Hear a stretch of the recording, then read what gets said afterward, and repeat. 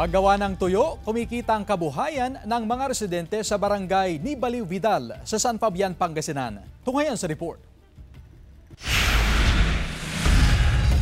Dekada 80 pa raw ang mga nagdadaing sa barangay ni Baliw Vidal sa San Fabian, Pangasinan. Ito na ang ikinabubuhay ng maraming residente roon. Galing pa raw sa Malabon Fishport ang mga salinas o tawilis na ginagawang tuyo. Ibinababad sa asin ng 8 hanggang 10 oras. Huhugasan bago ibabad sa araw ng 2 araw. Tsaga lang sir, kung kikita kang maliit o malaki, kung wala kang sipag, wala kang mapapala. Nasa 100 hanggang 150 pesos ang kada kilo ng tuyo.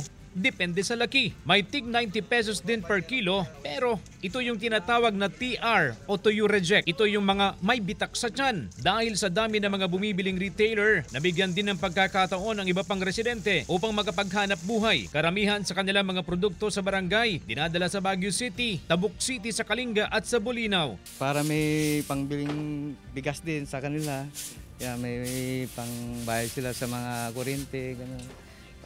Pangkain. Isa sa mga residenteng kumikita sa pagdadaing si Nanay Olivia. Per banyera raw ang kanilang bayad. Kagaya ngayon, 13 na beeper, 300 plus. Okay na rin yun, sir.